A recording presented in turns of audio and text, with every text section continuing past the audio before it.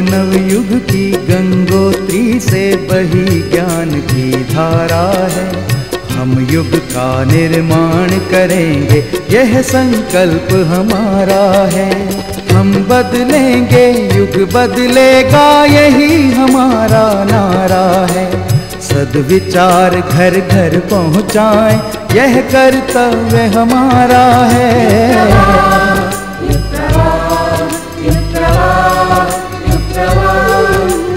चलो बढ़ें, कुछ अच्छा कर लें, युग ने हमें पुकारा है।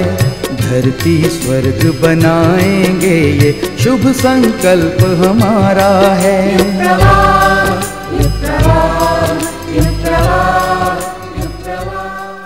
सूर्य नमस्कार।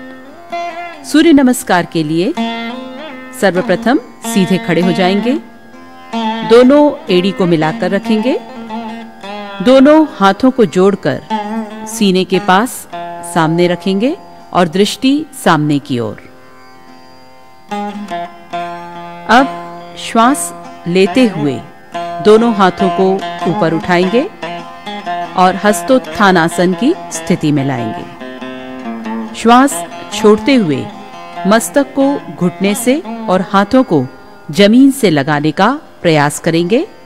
पाद हस्तासन की स्थिति में लाएंगे। अब श्वास लेते हुए बाएं पैर को पीछे ले जाएं और दोनों हाथों को एक साथ रखें। छाती को ऊपर की ओर, चेहरा और गर्दन भी ऊपर की ओर। यह है अश्व संचालन की स्थिति। दाहिने पैर को भी पीछे ले जाएं। श्वास छोड़ते हुए दोनों हाथों को आगे रखें। इसमें हमारी स्थिति डंडे के समान होती है। यह है दंडासन।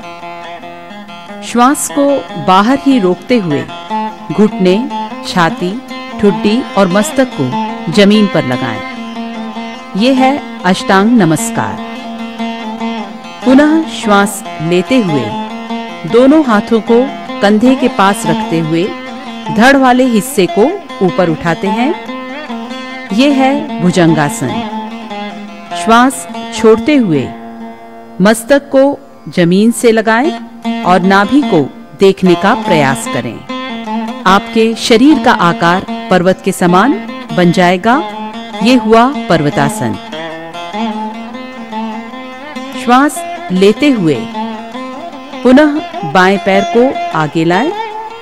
दोनों हाथों को एक साथ रखें और छाती को, गर्दन और चेहरे को ऊपर उठाएं। पुनः अश्व संचालन की स्थिति में आ जाएं। श्वास छोड़ते हुए दोनों पैरों को एक साथ लाएं। मस्तक को घुटने से और हाथों को जमीन से लगाते हुए पाद हस्तासन की स्थिति में आ जाएं। दोनों हाथों को श्वास भरते हुए ऊपर उठाएं और हस्तोत्थानासन की स्थिति में आएं। पुनः श्वास छोड़ते हुए दोनों हाथों को सामने की ओर जोड़कर सीने के पास रखें। दृष्टि सामने की ओर। ये हुई प्रणाम की स्थिति।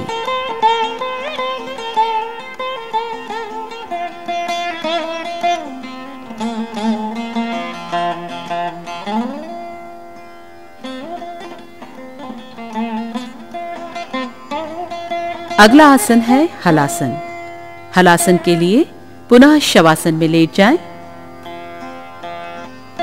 श्वास लेते हुए धीरे धीरे दोनों पैरों को ऊपर उठाएंगे, कमर को उठाएंगे और श्वास छोड़ते हुए दोनों पैर के पंजों को सिर के पीछे की तरफ जमीन पर टिकाएंगे।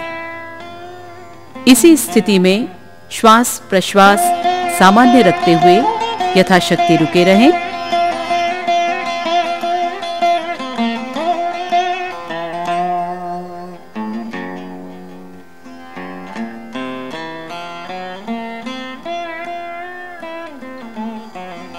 पुनः श्वास लेते हुए पैरों को ऊपर उठाएं।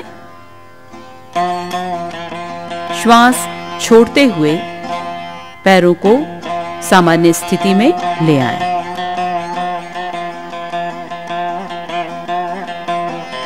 पश्चिमोत्तानासन।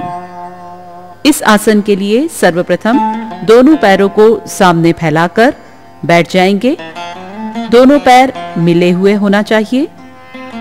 उसके बाद श्वास लेते हुए दोनों हाथों को ऊपर ले जाएंगे और धीरे धीरे श्वास छोड़ते हुए मस्तक को घुटने से लगाने का प्रयास करेंगे और हाथों को पैर के अंगूठे से।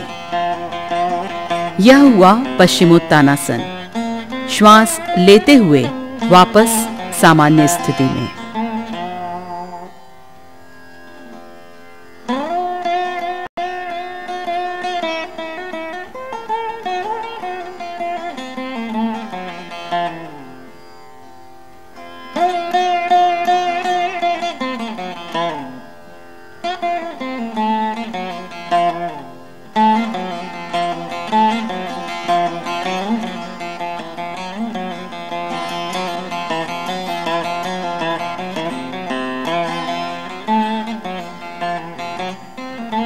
अगला आसन है धनुरासन।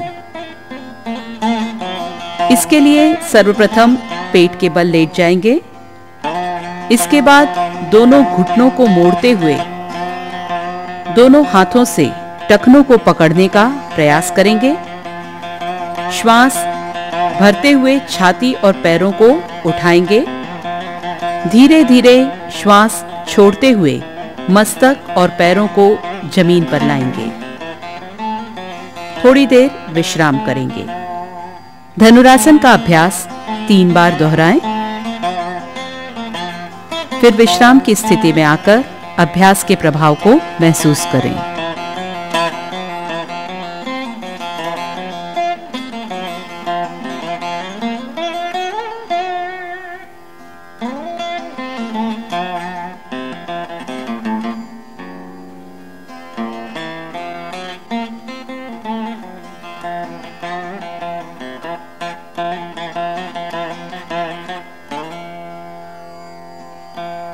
अगला क्रम है ध्यानात्मक आसनों का। पहला आसन है पद्मासन। सर्वप्रथम दोनों पैर सामने रखकर बैठें। एक पैर को मोड़कर दूसरे पैर की जंघा के ऊपर और दूसरे पैर को पहले पैर की जंघा के ऊपर रखें। कमर सीधी करके बैठना है। आंखें बंद रखेंगे। यह हुआ पद्मासन। थोड़ी देर बैठे रहें।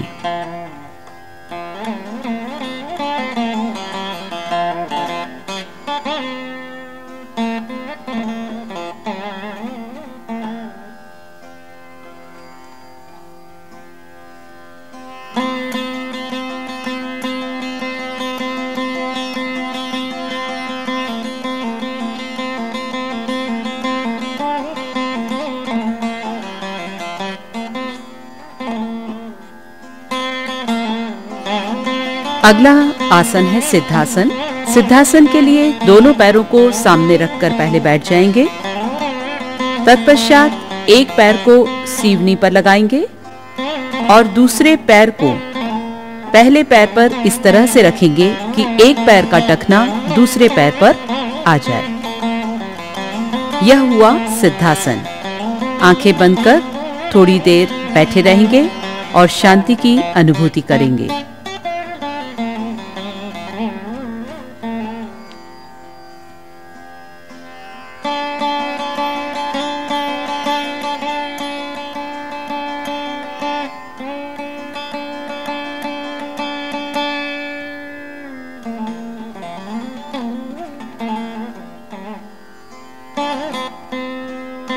आसनों के साथ साथ प्राणायाम भी उतना ही लाभदायक और महत्वपूर्ण है। अतः अब कुछ प्राणायाम की विधियां। पहला प्राणायाम का अभ्यास है नाड़ी शोधन। किसी भी ध्यानात्मक आसन यथा पद्मासन, सिद्धासन या सुखासन में बैठ जाएं। दोनों हाथ घुटने पर रखें। मेरुदंड और गर्दन सीधी। संपूर्ण शरीर शिथिल करें। नेत्र बंद। कुछ देर तक सजगता के साथ श्वास प्रश्वास को देखते रहें। अब दाएं हाथ की तर्जनी और मध्यमा को भ्रूमध्य पर रखें और अंगूठे को दाएं नासिका तथा अनामिका को बाईं नासिका छिद्र की ओर रखें।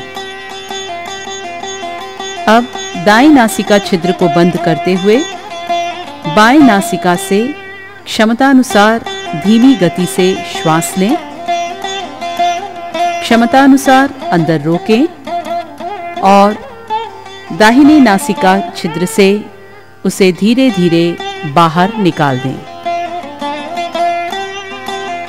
प्रयास रहे कि श्वास लेने, रोकने एवं छोड़ने का समयानुपात लगभग समान हो।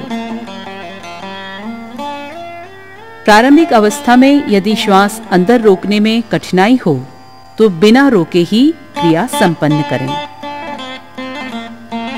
अब यही क्रिया दाहिनी नासिका से संपन्न करें।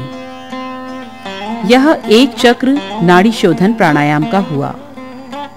प्रारंभ में 5 चक्र से शुरू करें और धीरे धीरे चक्र बढ़ाते जाएं।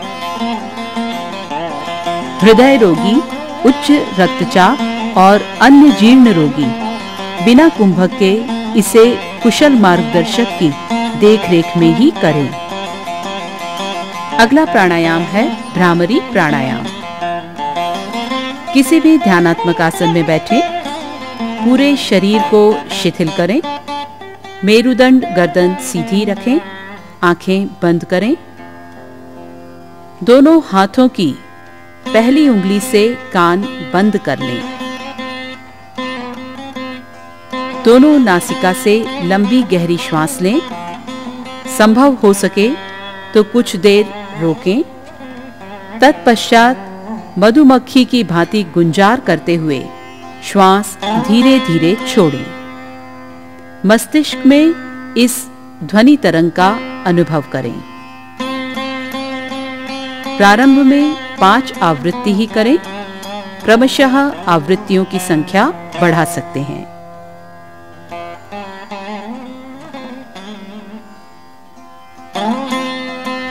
अगला प्राणायाम है उज्जाई प्राणायाम। पूर्व की भांति किसी ध्यानात्मक आसन में बैठें। कमर, रीढ़, गर्दन सीधी, आंखें बंद। गले को सिकोड़ते हुए गहरी धीमी श्वसन करें। अनुभव करें कि श्वास गले से स्पर्श करती हुई अंदर जा रही है। क्षमतानुसार अंदर रोकें और गले को सीधा करते हुए धीरे धीरे श्वास छोड़ दें। यह क्रिया 5 से 10 मिनट तक प्रारंभ में करें, फिर धीरे धीरे इसकी अवधि बढ़ा सकते हैं। प्राणायाम का अगला अभ्यास है शीतली प्राणायाम। यह प्राणायाम शीतलता प्रदान करता है। इसमें कौवे की चोंच की तरह जीभ को मोड़ते हुए धीरे धीरे श्वास भरते हैं। यथाशक्ति कुंभक करेंगे और पुनः नासिका छिद्रों से श्वास को छोड़ेंगे।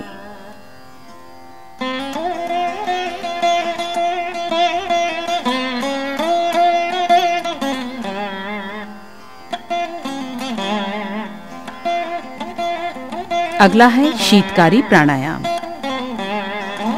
शीतकारी प्राणायाम के लिए भी किसी भी ध्यानात्मक आसन में बैठ जाएं।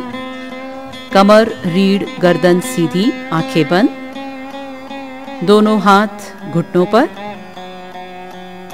दोनों दांतों को मिलाकर सितकार करते हुए प्राणवायु को धीरे धीरे ग्रहण करें। कुंभक करें।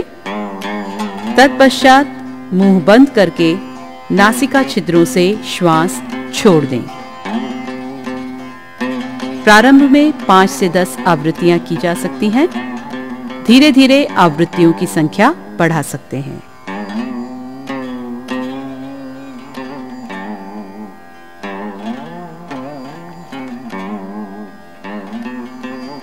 अगली प्रक्रिया है कपालभाति की।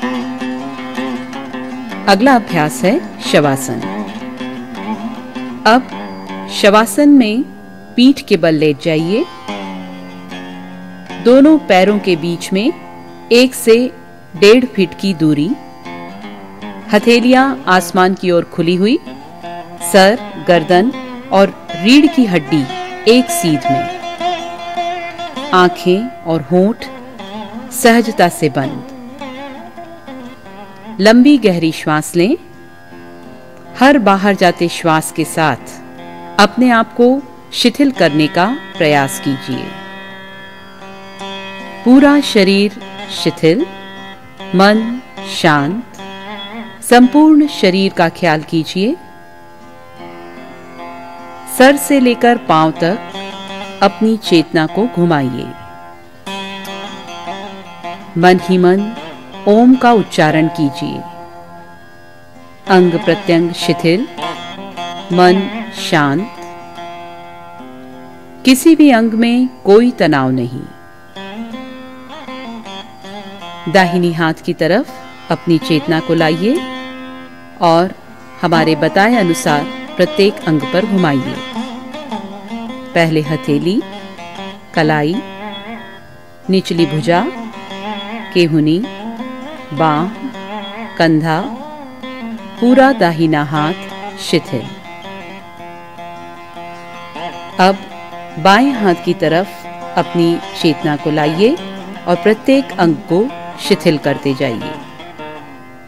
बाएं हाथ की हथेली, कलाई, निचली भुजा, कोहनी, बांह, पूरा बायां हाथ शिथिल। अब दाहिनी पैर की तरफ अपनी चेतना को लाइए और जिन जिन अंगों को कहा जाए उन्हें शिथिल करते जाइए। पंजा, तलवा, एड़ी, टखना, पिंडली, घुटना, जांघ, पूरा दाहिना पैर रिलैक्स। बाएं पैर की तरफ अपनी चेतना को लाइए। पंजा, एड़ी, टखना, पिंडली, घुटना, जांघ, पूरा बायां पैर फुल्ली रिलैक्स। अब धड़ के हिस्से में अपनी चेतना को लाइए और प्रत्येक अंग को शिथिल करते जाइए। दोनों नितंब, कमर, पीठ, छाती, पेट, पेट के अंदर के सभी अंग अवयवों का ध्यान करते हुए उन्हें भी शिथिल करिए। कंधा, रीढ़ की हड्डी, पूरे धड़ का हिस्सा शिथिल। अब सर के हिस्से में अपनी चेतना को लाइए। दोनों कान, ऊपर कनपटी, पूरे सर का हिस्सा रिलैक्स। संपूर्ण शरीर एक साथ शवासन की स्थिति में रिलैक्स। अपने संपूर्ण शरीर को धरती पर पड़ा जानिए। शरीर के भार को धरती के विरुद्ध अनुभव कीजिए। यह जानने का प्रयास कीजिए कि आप कितना अधिक बल धरती पर लगा रहे हैं। अधिक से अधिक भार धरती पर डालने का प्रयास कीजिए। आपका शरीर भारी हो रहा है, अंग प्रत्यंग भारी हो रहे हैं, ऐसा महसूस कीजिए। आपका वजन बढ़ता चला जा रहा है। अब अपने आप को एकदम हल्का करने का प्रयास कीजिए। शरीर हल्का, अंग प्रत्यंग हल्के। आप धरती पर कुछ भी वजन नहीं डाल रहे हैं। आपका शरीर एकदम हल्का, मानो आप हवा में तैर रहे हो। आप अंदर बाहर से एकदम हल्के हो रहे हैं। किसी अभ्यास का प्रेशर आपके ऊपर नहीं है। चिंता मुक्त, थकान मुक्त, परेशानी मुक्त, तनाव मुक्त, हर तरह से रिलैक्स। पूरा शरीर एकदम हल्का रिलैक्स। मन मस्तिष्क हल्का रिलैक्स। धीरे धीरे हाथ पैर को हिलाइए। हाथ ऊपर ले जाकर अंगड़ाई लीजिए। बाईं करवट लेते हुए उठकर बैठिए। बाईं करवट लेते हुए उठकर बैठिए। हथेलियों को रगड़िए, आंख पर रखिए, फिर आंख खोल लीजिए।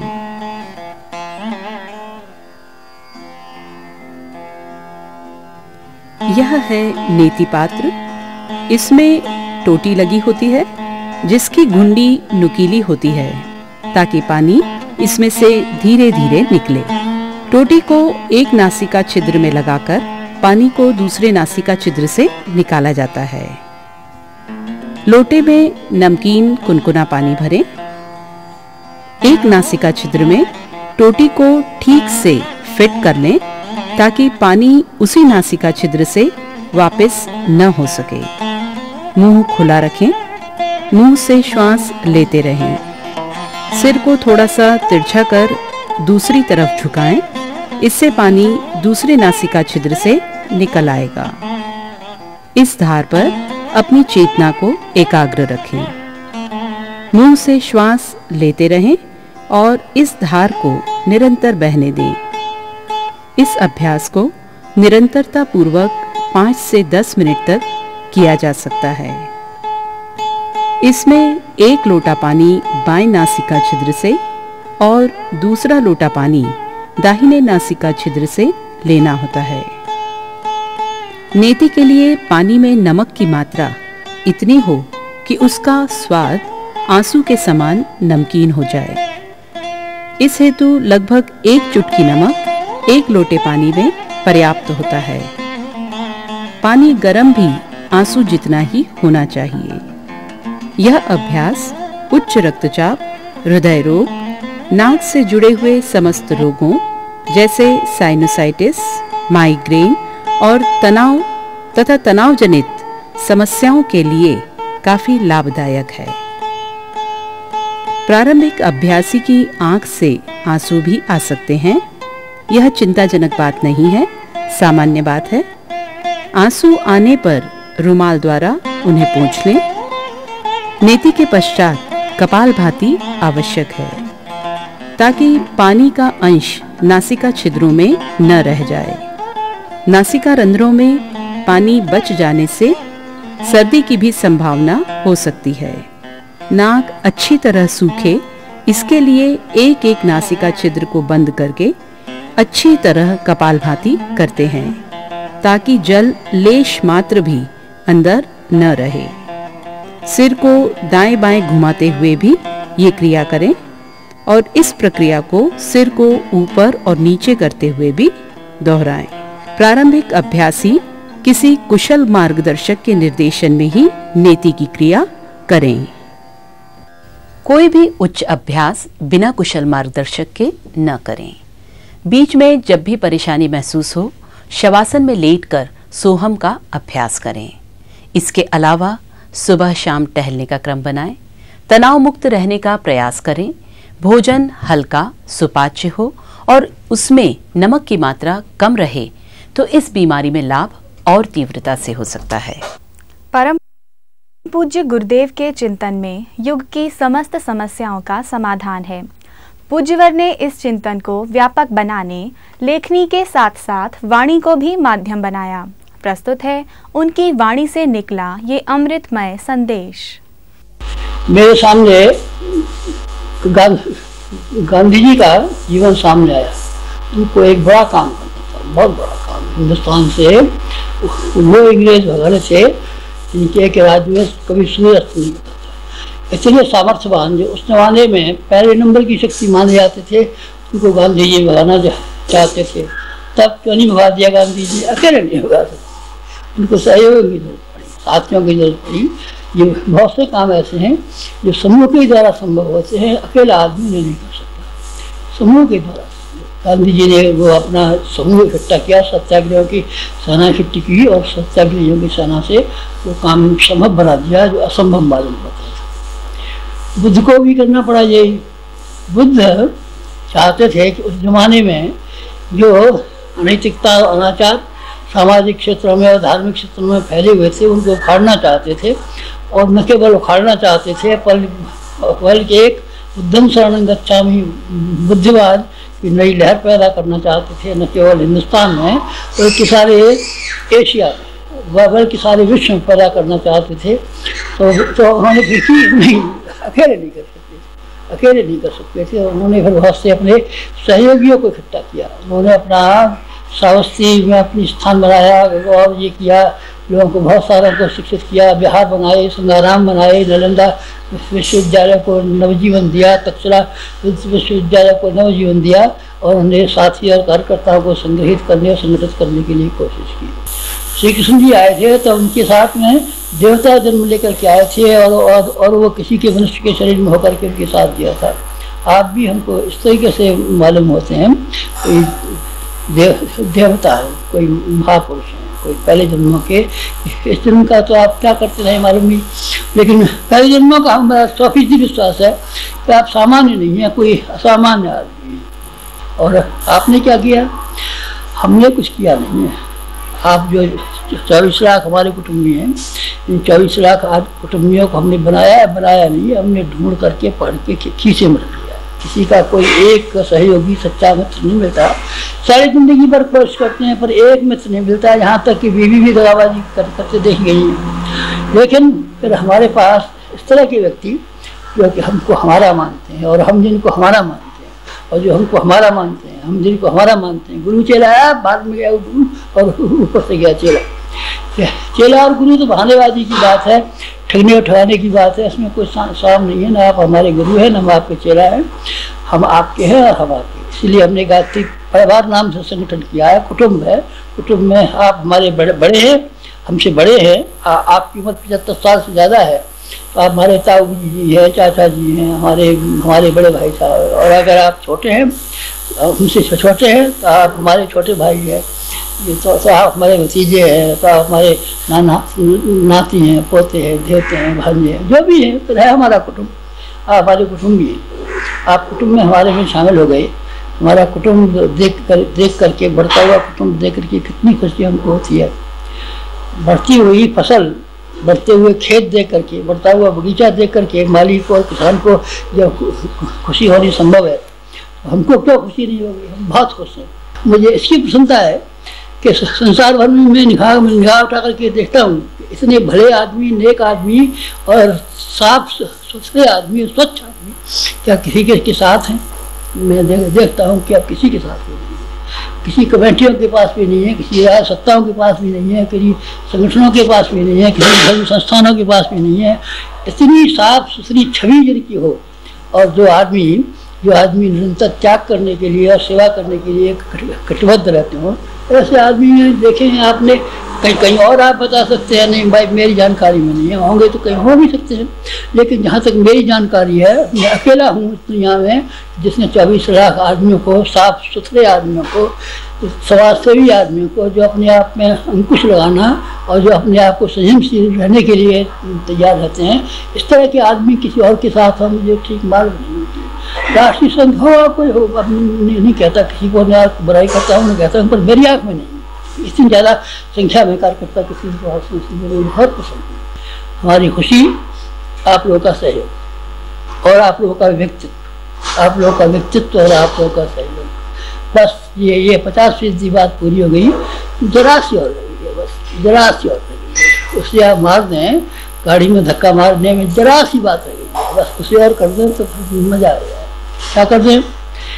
आपके व्यक्तित्व की जितनी सराहना करूँ उतनी कम। लेकिन क्रियाकलापों का जब समय आता है तब आपके ऊपर व्यस्तता इतनी छा जाती है कि आप समय नहीं निकाल पाते। समय निकालने में बड़ा मुश्किल मालूम पड़ता है। जो कहते हैं खेती का काम करना है, सब हम बाल बच्चे वाले हैं, हम कोई गृहस्थ है, हम काम करने कितने पड़ते हैं, कितने लड़े झोड़े लगे हुए हैं, कितने मुकदमेबाजी करनी पड़ती है, किसी लड़की का ब्याह करना। अब आपकी बात सही है, आपकी बात को मैं गलत कहता हूँ। मैं आपकी स्थिति में होता तो मैं भी ऐसे ही व्यस्त रहता। लेकिन मेरी अगर आप सलाह मानते हो और आप ये चाहते हो गुरु जी की तरफ ये भी मालूम कर लें कि आखिर इनकी इच्छा क्या है और ये हमसे क्या चाहते हैं, तो फिर मैं आपसे एक इच्छा व्यक्त करता हूँ। एक ही मेरी आपसे कामना है अब इकट्ठे करने के बाद में कि आप थोड़ा थोड़ा समय निकालना शुरू करें। समय आप नहीं निकालेंगे तो आप ख्वाब देखते रहेंगे, शेख चिल्ली बने रहेंगे और आप दिमाग स्वप्न देखते रहेंगे, दिन भर सपने देखेंगे नया युग बना और नया युग बनेगा और दुनिया में प्रलय होगी और परमाणु बम फटेंगे, जो ख्वाब देखते रहना। फिर आपको आपकी कोई भूमिका नहीं हो सकती। आपकी भूमिका हो इसके लिए ये बहुत ज़रूरी है कि आप अपने समय का एक हिस्सा निकालना शुरू कर दें। आप चाहें तो निकाल सकते हैं, ईमानदारी, आप चाहें तो ज़रूर निकाल सकते हैं, निश्चित रूप से निकाल सकते हैं। समय निकालने में कोई मुश्किल नहीं है। आप बीमार हो जाए तब समय निकालेंगे नहीं निकालेंगे? मान लीजिए कोई आपको पकड़ लिया तो समय निकालेंगे नहीं निकालेंगे? जब आपके यहाँ ब्याह शादी होती है तो समय निकालते ही नहीं निकालते? जब आपके यहाँ पड़ोसी में कोई आफत आ जाती है तो समय निकालते ही नहीं निकालते? समय निकलता है निकालने से, नहीं निकल जाता है, नहीं निकालने से नहीं निकलता। आप हमारे काम आएंगे तो आप हमारे जैसे संबंध बन गए, रिश्ते तो हो गए आपके हमारे, लेकिन रिश्ते के पीछे जो सार्थकता और जिम्मेदारी जुड़ी हुई है, अब बात उसी की रह जाती है। आप उसको और पूरा कर डालें तो मजा आ जाएगा। क्या कर डालें कि आप अपना व्यक्तित्व और अपने जीवन को आगे रख करके लोगों को सलाह सुविधा दें, लोगों को बताएं कि किस तरीके से जीवन यापन करना चाहिए। नए निर्माण के लिए हमको बहुत समय की जरूरत पड़ेगी। जब आप देंगे तो दूसरे आदमी भी आपकी देखा देखी देंगे। आप शराब पियेंगे तो दूसरे आदमी आपकी देखा देखी शराब पी लेंगे। आप बीड़ी फूकेंगे तो दूसरों का भी मन चलेगा कि हमको भी इनकी नकल करनी चाहिए। आप थोड़ा समय दे दीजिए हमको, बस मजा आ जाएगा। आपको किस काम के लिए समय चाहिए? किस काम के लिए? अच्छा चलिए बता देते हैं। एक काम सारे संसार भर में आज के ज़माने में एक काम है कि लोकमानस का परिष्कार किया जाए, लोगों के विचारों को बदल दिया जाए। बस एक के अलावा दूसरा कोई काम नहीं है। अब ये जैन साहब गरीबों के लिए कंबल बांटें, बांट दीजिए, चाहे मत बांट दीजिए। अब की बार वो कंबल आप बांटेंगे, बस फिर जब फटेगा फिर डोलेगा नंगा। हम सजावट खोलेंगे, आप सजावट खोल देंगे, लेकिन अभी आप खिला देंगे, शाम को फिर वो भूखा मिलेगा, किसी और के दरवाजे पर खड़ा होगा। आप लोगों की स्वाभाविक जरूरत तो पूरी कर सकते हैं। किसी को बाढ़ आ जाए, कोई और ऐसी मुसीबत अग्निकांड हो जाए, इसमें आदमी के कपड़े जल गए, सब नहाने को करता ही नहीं है, तो ठीक है आप अपना कुर्ता दे दीजिए, भूल दीजिए। सामूहिक सहायता तो संभव है। स्थायी रूप से आप गरीबी को मिटाने के लिए, पिछड़ापन मिटाने के लिए ये चाहे हम लोगों को सामान दे करके, साधन दे करके, पैसा दे करके, धन दे करके हम किसी की सहायता कर सकते हैं? नहीं, आपकी वो सहायता नहीं हो सकती। आप केवल विचारों से सहायता कर सकते हैं। और आपने किसी निकम्मे आदमी को, नामाकुल आदमी को, जो आदमी घर बैठा रहता है, उसको ठल्ले आदमी को सक्रिय बना दिया तो अपना पेट भर लेगा, अपने कुटुंब का पेट भर लेगा और अपने बाल बच्चों का पेट भर लेगा और मोहल्ला पड़ोसी को दे भी सकेगा। अगर आपने किसी निकम्मे आदमी को कारगर बना दिया तो ऐसे ही विचार ही व्यक्तियों को विचार दिया तो आपने सब कुछ कर दिया। आज की समस्याएं सिर्फ एक समस्या है और कोई समस्या नहीं है। आदमी विचारों की दृष्टि से, बौद्धिक दृष्टि से, भावनाओं की दृष्टि से बड़ा कमजोर हो गया है और रोज की कमजोरी फूट फूट के हजारों जगह से निकलती है। गरीबी के रूप में निकलती है, बेकारी के रूप में निकलती है, अपराधों के रूप में निकलती है, नशेबाजी के रूप में निकलती है, गंदा दिमाग आदमी का, गंदा चरित्र आदमी का, जाने क्या क्या मुसीबतें खड़ी कर देता है। 24 घंटे ताना बाना बनता रहता है, केवल एक ही ताना बाना बनता रहता है कि किस तरीके से मैं गिरूं और किस तरीके से दूसरों को लेकर डूबूं अपने साथ। इसीलिए हमको लोगों के ख्यालातों को ठीक करना है। शुरुआत यहाँ से होती है कि आप 24 लाख आदमी न रहे, 24 करोड़ हो जाए। 24 करोड़ नहीं रहे, 240 करोड़ हो जाए। 240 करोड़ नहीं रहे, अरब खराब हो जाए। बस इसके ऊपर टिका हुआ है कि अच्छे आदमी और नेक आदमी और बड़े आदमियों की संख्या की वृद्धि होती चली जाए और समाज सेवियों का दल अपने आप में समर्थ बढ़ता हुआ चला जाए। बस इसके पीछे सारी योजनाएं काम आएंगी। नहीं हमारी योजना है, हमारी जेब में रखी है, कागज में रखी है, छपी हुई रखी है, किताब में लिखी हुई रखी है। वैसे किताब में ही रखी रहेंगी, हमारी जेब में रखी रहेंगी, हमारे दिमाग में ही रखेगी। कारण जब तक कोई आदमी सक्रिय क्रियारूप से सामने ना आए, जब तक कोई काम करने वाले ना हो, तो कैसे तो बनेगा सड़क, कैसे बनेगा पुल। सक्रिय कार्यकर्ताओं में से हर एक को ये निवेदन है तो आप समय जाना शुरू करें लोकमानस के परिष्कार के लिए, जन जागरण के लिए।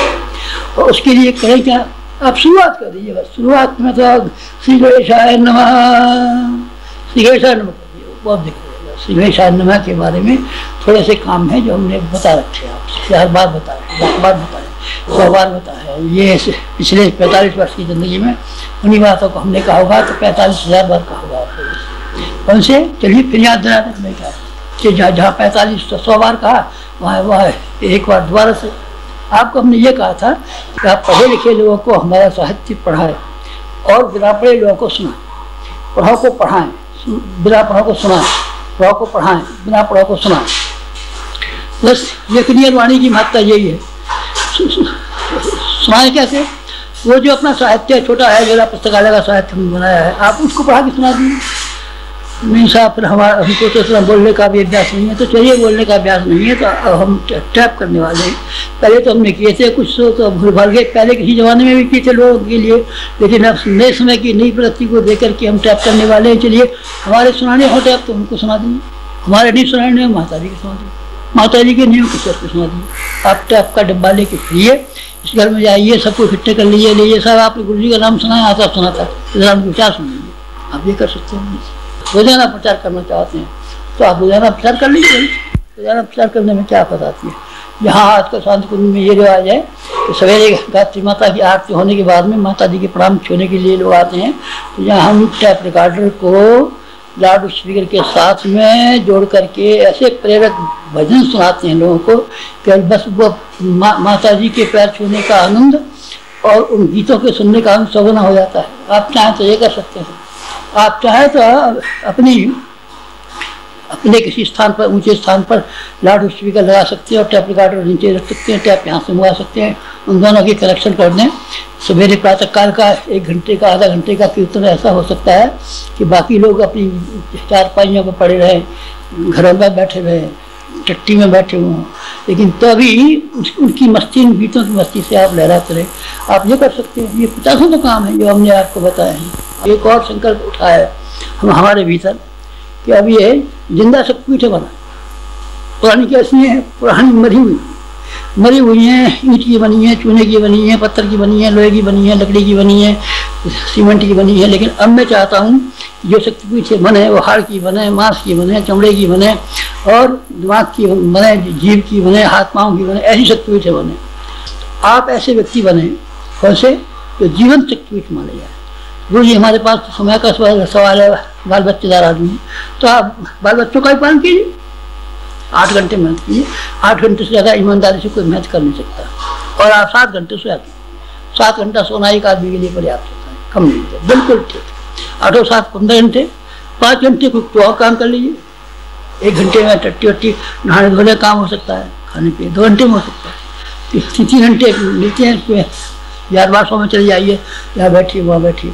अब आपके पास 4 घंटे पूरे बचते हैं, तो आप 2 घंटे से लेकर के 4 घंटे तक का एक संकल्प समय कीजिए। यह मत कीजिए कि हमने प्रतिज्ञा पत्र भरा था और वहाँ गया था, ऐसी झूठी प्रतिज्ञा मत कीजिए। झूठी प्रतिज्ञा करना भगवान को धोखा देना है, अपनी अंतरात्मा को धोखा देना, समाज को धोखा देना है। झूठे संकल्प पत्र भरना, झूठे संकल्प मत भरिए, सच्चे संकल्प मत, ये भविष्य कार्य पर दस्तखत मत कीजिए।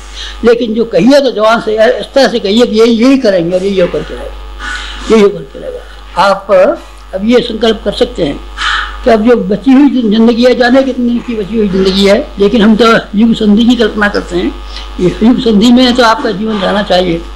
हमारा तो जीवन रहेगा, हमारा शरीर तो अब ज़्यादा नहीं रहेगा, लेकिन शरीर को ज़्यादा दिन रहने पर भी युग संधि तक पूरी तरीके से एक्टिव रहेंगे और पूरी तरीके से कार्य करेंगे। तो आप भी ये संकल्प कर लीजिए कि हम एक शक्तिपीठ के तरीके से काम करेंगे। 2 घंटे रोक दीजिए, बस 4 घंटे दे सकें तो क्या करेंगे। तो 2 घंटे भी दे पाएँ तो आप जनधन भी बना सकते हैं, पारी जिला पुस्तकालय भी चला सकते हैं, ज्ञानरथ भी चला सकते हैं। वहाँ अपने घर पर टैप, अपने घर पर लोहे का खंभा लगा करके उसमें टैपों के द्वारा कैसेट भी सुना सकते हैं। इस तरीके से जाने के लिए काम कर सकते हैं। तो आप इसी तरीके से कर सकते हैं। और संविधान तो आप दे ही सकते हैं, आप दीजिए संविधान दीजिए। मेरी आपसे हर एक से प्रार्थना है कि आप संविधान दीजिए, कंजूसी मत कीजिए, कृपण मत बनिए। इसलिए मत कीजिए कि एक ब्राह्मण आपसे पल्ला पसार के मांगे 2 घंटे का 4 घंटे का समय और आप मुझसे जो कह दें जैसा हमारे पास नहीं है, और चली आई है, और नहीं दे सकती, और हमारी सभी भी है, सब कुछ है, और बच्चा है वही सब कुछ है, पैसा है सब कुछ है, और आप कुछ नहीं है, और देश कुछ नहीं है, और समाज कुछ नहीं है, संस्कृति कुछ नहीं है, कोई कुछ नहीं है। जो कुछ है सो हम हैं, या हमारे घर वाले है, या पैसा है, या हमारा विलासता है, हमारी मनोकामना है, बेटे ऐसे मत करना बस, और कुछ कहना और तो कुछ नहीं कहना। अगर आप सुन सके तो हमारे हृदय की आवाज़ सुनना, हमारी आत्मा की आवाज़ सुनना, हमारा अनुरोध सुनना, हमारी प्रार्थना सुनना, हमारा प्यार सुनना, हमारा स्नेह सुनना, हमारा सहयोग सुनना, और ये सुनना कि हम जब तक जहाँ कहीं भी रहेंगे आपके ऊपर हमारी मोहब्बत और हमारी कृपा और हमारी सहायता बराबर मिले। किसी काम को मनोयोग और तन्मयता से करने पर ही हमें सफलता मिलती है।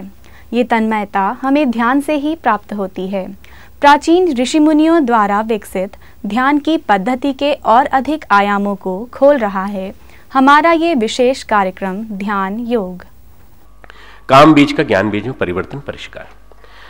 मनुष्य अपने जीवन में दो तरह की संपदा लेकर आता है, एक प्राण संपदा, एक संस्कार संपदा। प्राण संपदा जिससे हमारा शरीर चल रहा है, दूसरे संस्कारों की संपदा, जो संस्कार हम जीन्स में माता पिता से और सब हमारे पितामह से, प्रपितामह से, grand parents, great grand parents से लेके आए, संस्कारों की संपदा।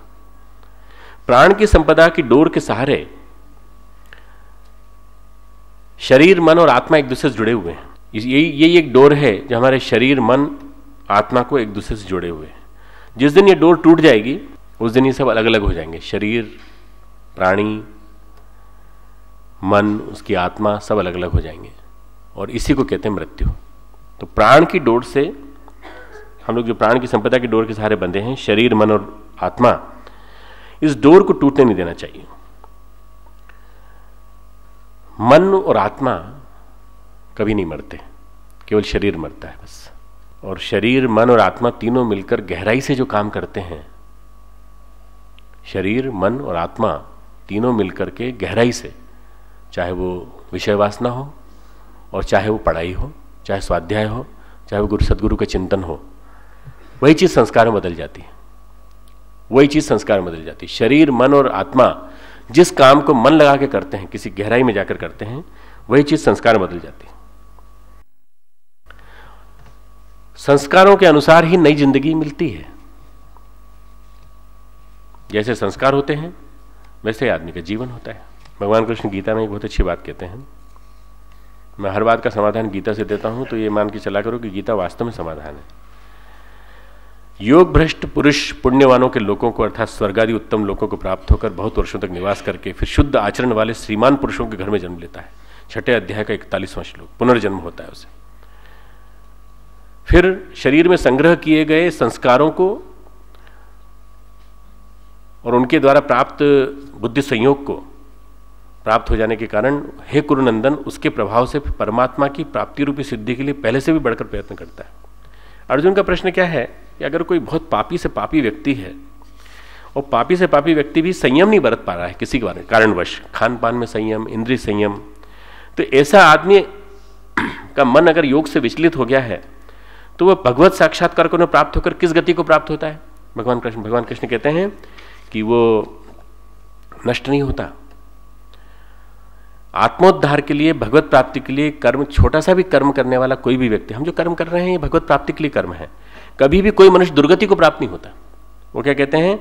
ऐसा व्यक्ति श्रीमान पुरुषों के घर में जन्म लेता है। श्रीमान पुरुष मतलब पैसे वाले नहीं, संस्कारवान। ऐसा उनको आप श्रीमान नाम से संबोधित करते हैं इसलिए बड़े बड़े लोग हैं, नहीं, संस्कारवान लोगों के घरों में जन्म लेता है। वैराग्यवान पुरुष उन लोगों में न जाकर ज्ञानवान योगियों के कुल में जन्म लेता है, परंतु ये तत्रतम बुद्धि संयोगम लभते पुरुदेहिकम, ये सारे के सारे जितने भी संस्कार हैं यही हमारे पुनर्जन्म का कारण बनते हैं। संस्कारों के अनुरूप नई जिंदगी मिलती है, इसी के सहारे मनुष्य अपनी प्राण संपदा खर्च करता है। जैसे संस्कार होते हैं वैसे प्राण संपदा खर्च करता है आदमी। कर्म मनुष्य का और प्राण की संपदा, तो उसका अपव्यय आदमी दो तरह से करता है। एक तो आपने संपदा कमाई संस्कारों के माध्यम से, प्राण संपदा, इसका एक तो सुनियोजन हो गया, दूसरा क्या हो गया? अपव्यय। मैं पहले अपव्यय की बात कर रहा हूं। अपव्यय यानी खर्च। प्राण को खर्च कैसे करता है आदमी? दो तरह से। एक उच्च स्तरीय भावनाओं में, त्याग में, वहां इसको लगाता है, और दूसरा इंद्रिय तृप्ति की लालसा, फल पाने की, सुख पाने की आकांक्षा, सुख उपभोग। अब ये त्याग की भावना और इंद्रिय तृप्ति की लालसा, ये दोनों ही यदि उच्च स्तरीय भावना, उच्च स्तरीय परिवर्तन की ओर चली जाए तो ये जीवन का आध्यात्मिक कायाकल्प हो जाता है, जीवन का रूपांतरण हो जाता है इससे। शारीरिक स्तर पर हमें तंग करती हैं वासनाएं, इंद्रिय सुख के रूप में हमारे सामने आती हैं। प्रत्येक इंद्रिय को हम तृप्ति देना चाहते हैं।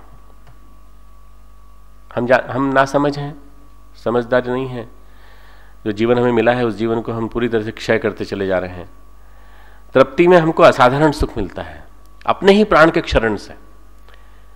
ऐसी बेवकूफी शायद मनुष्य ही करता है, अपने ही प्राण के क्षरण से, at the cost of one's vital energy, अपनी ही वाइटल एनर्जी के लॉस पर जो असाधारण सुख प्राप्त करने की बात सोचे, वो व्यक्ति नासमझ कहा जाएगा। प्रत्येक इंद्रिय को तृप्ति देने की बात, चाहे खान पान की बात हो, चाहे विचारों में कामुकता के विचारों का कंटिन्यूस आना जाना, या अनावश्यक समय नष्ट करना, ये भी एक प्रकार से एक असंयम है।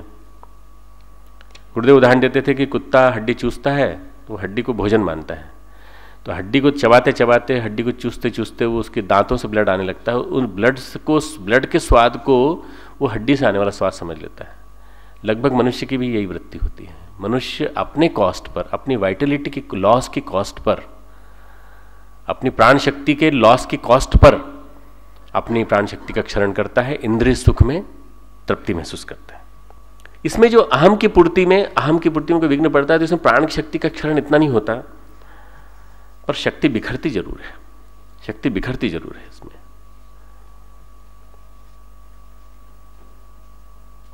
वासना में प्राण शक्ति का क्षरण बहुत होता है। परंतु गुरुदेव ने आध्यात्मिक काम विज्ञान पुस्तक में लिखा है कि इस काम बीज को यदि ज्ञान बीज में बदल लिया जाए, काम बीज का यदि ऊर्ध्वगमन कर लिया जाए, इस ऊर्जा को यदि ऊपर उठा लिया जाए, तो यही ऊर्जा आपके लिए प्रोडक्टिव हो जाएगी, यही ऊर्जा आपके लिए एनर्जी का स्रोत बन जाएगी। हमारी जितनी वासनाएं हैं वो देह, मन, बुद्धि, प्राण और अहम, यहीं तक है बस।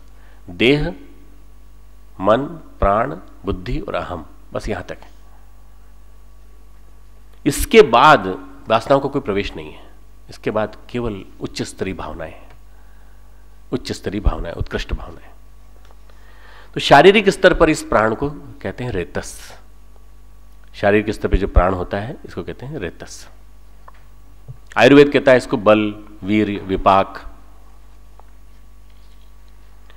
मानसिक स्तर पर इसी प्राण को कहते हैं ओजस। जो मानसिक स्तर पर एलिवेट हो जाता है यही प्राण जो कहते हैं ओजस, सब्लिमेटेड प्राण कहते हैं इसको, सब्लिमेटेड प्राण, ऊर्ध्वगमन हुआ प्राण, या इम्यूनिटी कह लीजिए, मेंटल इम्यूनिटी, मानसिक प्राण शक्ति, मनोबल, ओजस। आयुर्वेद ओज क्षय की बात करता है, सुना होगा ना, आयुर्वेद में ओज क्षय की बात कही गई है कि इसका ओज क्षय हो जाता है, इन बीमारियों में ओज का क्षय हो जाता है, ओज गिरने लगता है। ये ओज जो गिर जाता है ये मानसिक स्तर पर, शारीरिक स्तर दोनों पर गिरता है। निरोधक क्षमता है, और मानसिक रूप से जब हम इस ओजस को और ऊंचा उठाते हैं तो फिर साहस और प्रगल्भता के रूप में आता है, तेजस के रूप में आता है। तेजस, रेतस से ओजस, ओजस से तेजस। और आध्यात्मिक स्तर पर यह आता है, वर्चस के रूप में आता है। ये प्राण के 4 स्तर हुए, रेतस, ओजस, तेजस, वर्चस।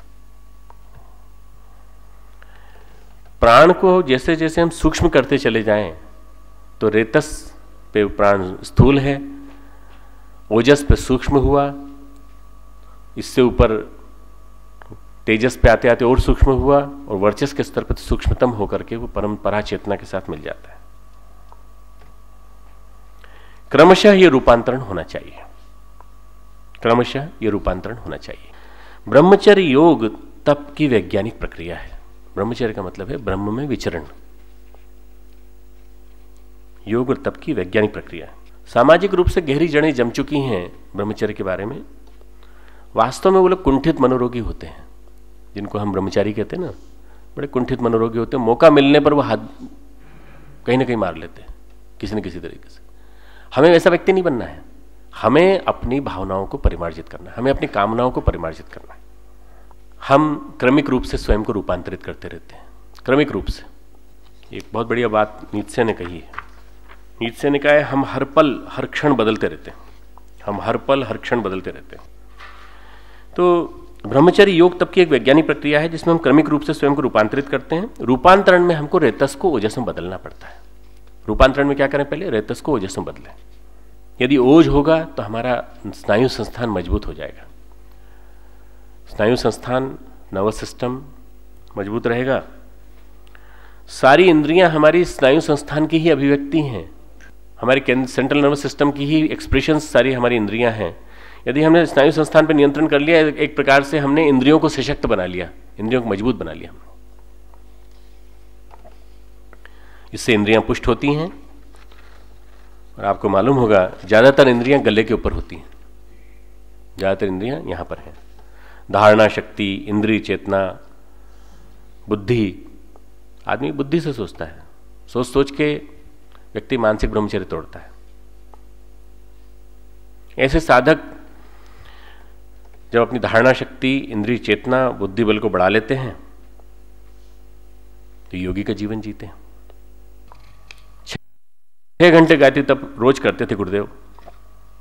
और गुरुदेव का यह कहना था कि यदि रेतस को ओजस में नहीं बदला साधक ने, 6 घंटे गायत्री जप करने वाले साधक ने यदि अपने रेतस को ओजस में नहीं बदला, 8000 मंत्र गायत्री का जपता है और रेतस को ओजस में नहीं बदला, तो गायत्री के कंपन उसे विक्षिप्त बना देंगे यदि ब्रह्मचर्य का पालन नहीं कर पाएगा। गायत्री जब अंदर से स्नायु संस्थान को हिलाती है अच्छी तरह से, तो ढेरों कामोद्वेग आते हैं, ढेरों भावना ऐसी गड़बड़ाती हैं। गायत्री जब कर रहे हो ऐसी भावना क्यों आ रही हैं? यही तो परीक्षा लेने आ रही हैं। इसी को तो उर्वशी कहते हैं, इसी को तो अप्सरा कहते हैं, इसी को तो विश्वामित्र को तप भंग करने वाली मेनका कहते हैं। ये तो बार बार आएंगे, तप को भंग करने के लिए बार बार ही आएंगे। तो ये जो प्रक्रिया है रेतस को ओजस में बदलने की, बहुत जरूरी है। अगर नहीं बदला तो गायत्री के कंपन विक्षिप्त बना देंगे। यदि प्राण की रक्षा नहीं हो पा रही है तो ध्यान जागृति में नहीं होगा। यदि आप लोग भी जो ध्यान कर रहे हैं, यदि प्राण की रक्षा नहीं कर पा रहे हैं तो ध्यान जागृति में नहीं होगा। ध्यान क्या होगा? स्लंबर, डीप स्लंबर, डीप निद्रा में चले जाएंगे आप। और निद्रा एक प्रकार से तमोगुणी है, ध्यान नहीं होगा फिर इसलिए रेतस को, जहां आहार की अनिवार्यता जरूरी है, वहां रेतस को ओजस में बदलना भी बहुत जरूरी है। कैसे बदलेंगे? ध्यान के द्वारा। गुरु हमें धरती के ग्रेविटेशन सेंटर से पार करके ऊपर ले जाता है स्वतः। यदि हम तेजस तक की यात्रा कर लें और स्पीड वेलोसिटी दे दें ध्यान की गहराई में जाकर के, धरती के ग्रेविटेशन सेंटर को पार करके हम जहां जाना चाहते हैं वहां स्वतः पहुंच सकते हैं। हमारी यात्रा स्थूल की यात्रा है, मात्र स्थूल शरीर की यात्रा है। सूक्ष्म तक पहुंचना है, सूक्ष्म से कारण तक की यात्रा भगवान को करानी है। सूक्ष्म के स्तर पर ऋषि भी रहते हैं, देवता भी रहते हैं, पितर भी रहते हैं जो हमारी मदद करते हैं। श्राद्ध पक्ष में तर्पण करते हैं ना पितरों का, तो ये पितर जो होते हैं सहायक होते हैं। हमारे पूर्वज जो पितर की स्थिति में हैं और जो विक्षुब्ध स्थिति में होते हैं वो भूभूत बन जाते हैं। जो उच्च स्तरीय देवात्माएं रहती हैं और बीच की योनि में रहती हैं, जन्म नहीं लेती कहीं भी, वो पितर बन जाती हैं। तो ये ऋषि, देवता, पितर हमें मदद करते हैं। कारण शरीर में हम परम कारण में लीन हो जाते हैं। कारण शरीर की स्थिति में जाकर हम परम कारण में लीन हो जाते हैं। परम कारण का नाम है भगवान। कारण शरीर हमारा, परम कारण भगवान। अब क्या स्टेप्स क्या क्या हुए मैं रिपीट कर रहा हूं। शरीर को दृढ़ बनाइए, मन को मजबूत बनाइए, शरीर को दृढ़ बनाइए, अस्वस्थ न रहने पाए। इसीलिए हमारे योग के साधक जो आए हैं, योग सीख रहे हैं शरीर को मजबूत बनाने के लिए। जिसका स्पाइनल कॉर्ड, जिसका वर्टिबल कॉलम गड़बड़ है, वो क्या कैसे अपने आप को मजबूत कर पाएगा? स्नायु संस्थान को मजबूत करने के लिए हमको यहां से ठीक करना पड़ेगा। पॉस्चर, पहले पॉस्चर, आसन, यम नियम, ये सारी चीजें ठीक करनी पड़ेंगी। शरीर को दृढ़ बनाइए, मन को मजबूत बनाइए, और यम नियम इसमें मदद करते हैं। इसके बाद रेतस को ओजस में बदलिए। अब रेतस को ओजस में बदलने के लिए 2-3 उपाय अपने पास है। ध्यान तो हम कराएंगे ही। एक है जप, जप से भी किया जा सकता है। जपात सिद्धि, जपात सिद्धि, जपात सिद्धि न संशय। जब से सिद्धि, जब से सिद्धि, जब से सिद्धि निश्चित रूप से मिलेगी।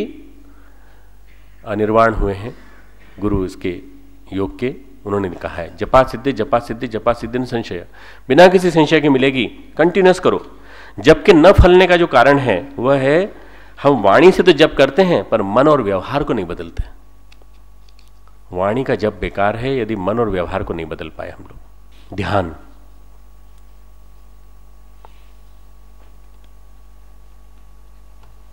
साध्य की ओर, ध्येय की ओर निरंतर यात्रा। ध्यान, आज जितना ध्यान हो गया कल फिर से करेंगे, शुरू से करेंगे, फिर यात्रा को आगे बढ़ाएंगे, इंटेंस करेंगे, डीप करेंगे। ध्यान दूसरी प्रक्रिया है। समूची ध्यान की प्रतिक्रिया एक ही है, हमारा रेतस हमारे तेजस में बदले। और समूची प्रक्रिया विचार और भावनाओं पर आधारित है पूरी की पूरी। शरीर का इसमें कोई योगदान नहीं। बेचारे शरीर को हम जबरदस्ती बदनाम करते हैं। ये जप का सूक्ष्म रूप है। ध्यान जप का सूक्ष्म रूप है। जप यानी स्थूल है तो ध्यान सूक्ष्म है। विचारों भावनाओं का एक पवित्र बिंदु लेकर कोई भी पवित्र विषय पर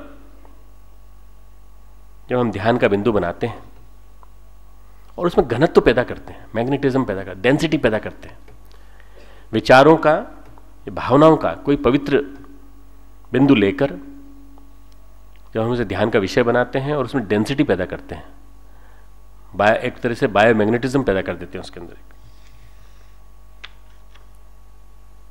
तो ध्यान फलित होने लगता है। फिर चुंबकत्व के कारण बाकी के विचार, प्राण संपदा, उसमें जो चुंबकत्व पैदा होता है, डेंसिटी पैदा होती है उस विचार में, उस चुंबकत्व के कारण बाकी के जितने विचार हैं मन के, प्राण संपदा, अन्य सारे भाव जो आते चले जा रहे हैं उन सबको अपनी ओर खींच लेगा, नेगेटिव प्रवाह को भी अपने अंदर खींच लेगा। उसी के इर्द गिर्द सब कुछ बदल जाएगा। जैसे जल में भंवर होती है ना, जल में भंवर देखी है किसी ने? एक भंवर आई तो तिनके भी उसी में डूब जाते हैं, नाव भी डूब जाती है, और आदमी अगर तैर रहा हो और भंवर में फंस जाए तो वो भी उसमें डूब जाता है।